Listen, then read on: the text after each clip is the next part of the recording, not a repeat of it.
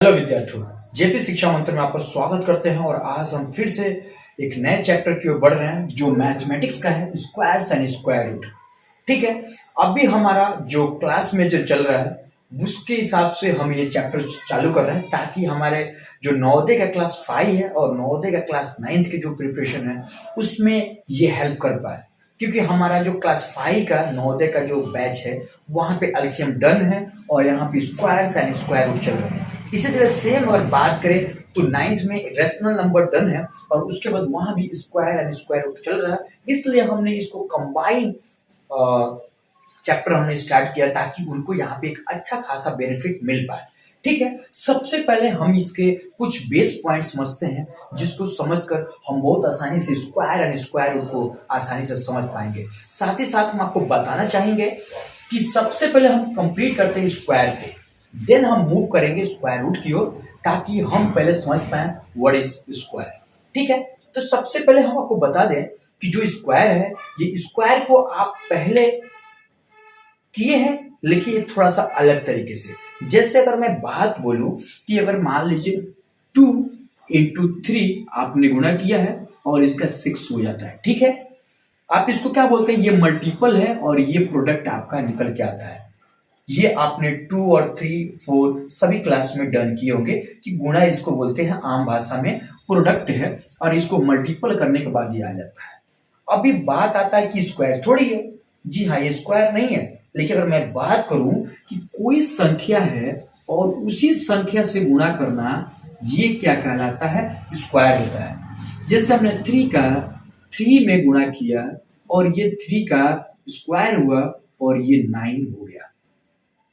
अब आपको समझ में आ गया, ये भी गुणा ही है, ये भी मल्टीपल है, लेकिन क्या है, जो नंबर है सेम इटसेल्फ से गुणा करने की जो प्रक्रिया है इसको हम लोग क्या बोलते हैं, स्क्वायर बोलते हैं।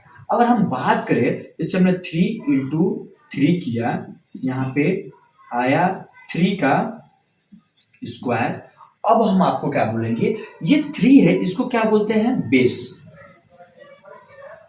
ठीक है, अब इसको क्या बोलते हैं, 2 को क्या बोलते हैं, इंडेक्स।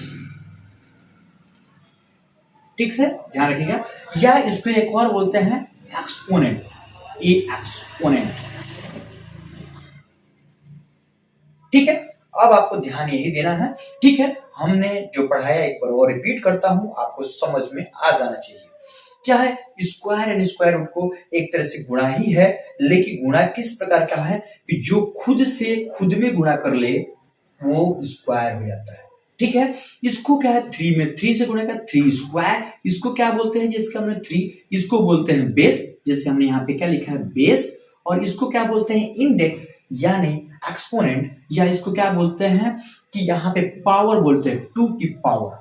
ठीक है, ये पावर है, ये 3 पे क्या है, 2 का पावर दिया गया है, तो ये पावर इसको बोलते हैं, इसको पावर भी बोलते हैं। ठीक है, ठीक है, आपको मतलब यहाँ पे इंडेक्स, एक्सपोनेंट या पावर बोलते हैं। तो ये आपका काम होगा, इसको आपको समझना होगा कि ये आपका बेस हो जाता है और ये आपका इंडेक्स या एक्सपोनेंट हो जाता है।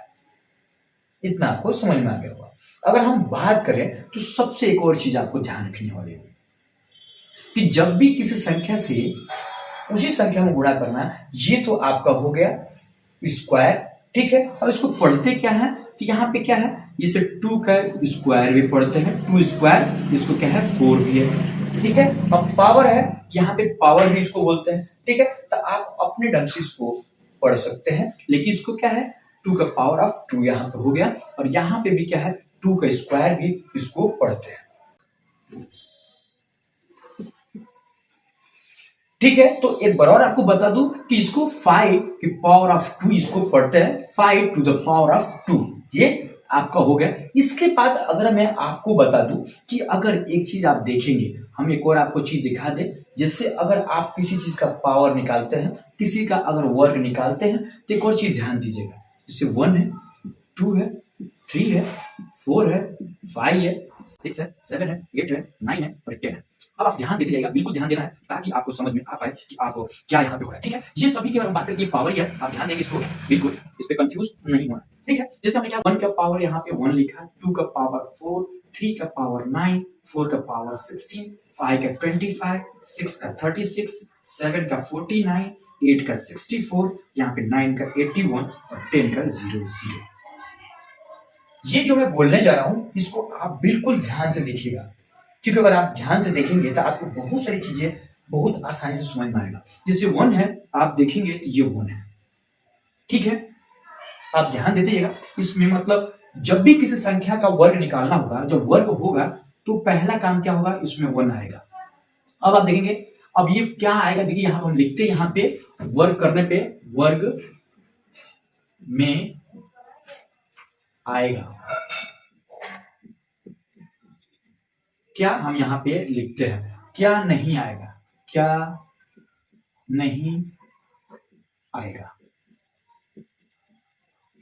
ठीक है। ध्यान देते जाएगा, बिल्कुल ध्यान दीजिएगा। यहाँ पे ये 1 हो गया, आएगा मतलब 1 आएगा ही आएगा। जैसे ये 1 आ गया, मैंने वर्ग के 1 का भी, यहाँ पे 9 का भी, ये 1 लास्ट में आएगा, ये लास्ट नंबर के लिए है।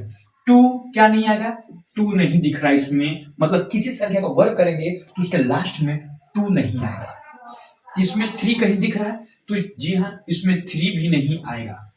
क्या आएगा, 4 भी आएगा। क्या आएगा, यहाँ पे देखिए 4 है, यहाँ पे भी 4 है, ठीक है। 5 देखेंगे, यहाँ पे 5 है, ठीक है। 6 देखेंगे तो यहाँ पे 6 है, ठीक है। 7 यहाँ पे वर्ग के किसी लास्ट में नहीं आएगा, ठीक है। 7 8 देखेंगे तो यहाँ पे 8 भी नहीं आएगा, ठीक है, ध्यान दीजिएगा। 9 है, 9 यहाँ पे भी है, ठीक है। अब देखिए यहाँ पे क्या हो गया, 1 4 यहाँ पे 5, यहाँ पे 6, यहाँ पे आपका 7 उधर गया, 8 उधर गया, यहाँ पे 9 और यहाँ पे अगर वर्ग है लास्ट में तो यहाँ पे देखिएगा, इसको हम अगर यहाँ पे पेयर में है तो वर्ग में आएगा, अगर यहाँ पे सिंगल या ट्रिपल, ठीक है, इस तरह का हो तो वो वर्ग नहीं होगा, ठीक है। ये ध्यान दीजिएगा, मतलब कहने का मतलब है विषम संख्या में जब वैसे सम संख्या में होगा क्या होगा, यहाँ पे अगर वर्ग 2 0 है या 4 0 है, ये वर्ग होगा, ठीक है। एक बार मैं फिर से बोलता हूं, थोड़ा ध्यान से समझिएगा। इसे वर्ग है, यहाँ पे मैंने निकाल दिया है। किसी संख्या के अगर लास्ट होगा, जैसे हमने क्या ये लिखा, ये लास्ट की बात कर रहे हैं, ये लास्ट अंक की, तो इसमें अगर 1 है तो वो किसी ना किसी का वर्ग होगा, जिसमें वर्ग किसका हो सकता है, या तो 1 का या तो 9 का। अगर इसी तरीके से 4 होगा तो किसी तरह का 4 में भी होगा, किसी का 5 होगा तो भी, 6 होगा तो भी, 9 होगा तो भी, और यहाँ पे 0 जब पेयर में 2 हो या 4 हो या तो 6 हो या तो 8 हो, तब या तो सम संख्या में अगर उसका ये क्या बोले कि पेयर 0 हो, तब ये किसी न किसी का वर्ग होगा और लास्ट में ये आएगा ही आएगा। कभी वर्ग नहीं होगा, ये ध्यान दीजिए। क्या नहीं आएगी इसमें, वर्ग। और कोई संख्या वर्ग नहीं है तो 2 आ सकता है, 3 आ सकता है, 7 आ सकता है, 8 आ सकता है, और या तो 1 0 या तो 3 0 या तो 5 0 इस तरीके से आएगा तो वर्ग नहीं होगा। मतलब किसी संख्या के लास्ट में 2 3 7 8 या 0 सिंगल हो या ट्रिपल हो या तो 5 हो, ठीक है। विषम संख्या में 0 हो तो वो कभी वर्ग नहीं होगा, ये ध्यान दीजिएगा। वर्ग होने के लिए आपको चाहिए या तो 1 या तो 4 या तो 5 या तो 6 या तो 9, या पेयर में अगर बात करते हैं लास्ट में 2 0 4 0 6 0 इस तरह का आएगा, तभी यहाँ पे ये स्क्वायर होगा, ठीक है। इतना आपको अगर समझ में आ गया है तो हम और आगे बढ़े, नहीं तो आप ये वीडियो को थोड़ा सा फिर बैक करिए और फिर इसको देखिए, ठीक है। अगला स्टेप हम बढ़ते हैं।